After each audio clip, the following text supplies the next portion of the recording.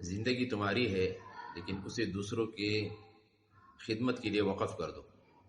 کیونکہ میں نے آج تک کسی درخت کو اپنا پھل خود کھاتے ہوئے نہیں دیکھا۔ کسی نے کیا خوب کہا تھا کہ اپنے لیے تو سبھی جیتے ہیں اس جہاں میں، ہے زندگی کا مقصد اوروں کے کام آنا۔ اور اگر دیکھا جائے تو پورے دین کا خلاصہ بھی یہی تین باتیں ہیں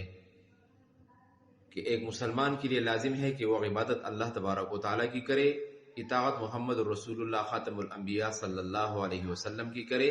اور خدمت خلق خدا کی کرے۔ اور جو بندہ، حدیث میں آتا ہے کہ جو بندہ کسی دوسرے مسلمان کی خدمت میں لگا رہتا ہے تو جب تک یہ کسی دوسرے مسلمان کی خدمت میں ہے تب تک اللہ تبارک و تعالیٰ اس کے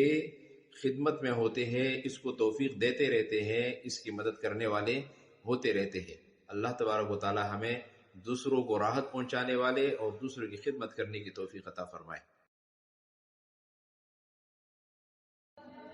زندگی تمہاری ہے لیکن اسے دوسروں کی خدمت کے لیے وقف کر دو، کیونکہ میں نے آج تک کسی درخت کو اپنا پھل خود کھاتے ہوئے نہیں دیکھا۔ کسی نے کیا خوب کہا تھا کہ اپنے لیے تو سبھی جیتے ہیں اس جہاں میں، ہے زندگی کا مقصد اوروں کے کام آنا۔ اور اگر دیکھا جائے تو پورے دین کا خلاصہ بھی یہی تین باتیں ہیں کہ ایک مسلمان کے لیے لازم ہے کہ وہ عبادت اللہ تبارک و تعالیٰ کی کرے، اطاعت محمد رسول اللہ خاتم الانبیاء صلی اللہ علیہ وسلم کی کرے،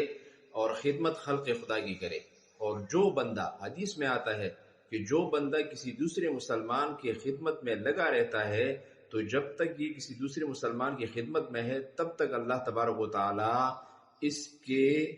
خدمت میں ہوتے ہیں، اس کو توفیق دیتے رہتے ہیں، اس کی مدد کرنے والے ہوتے رہتے ہیں۔ اللہ تبارک و تعالی ہمیں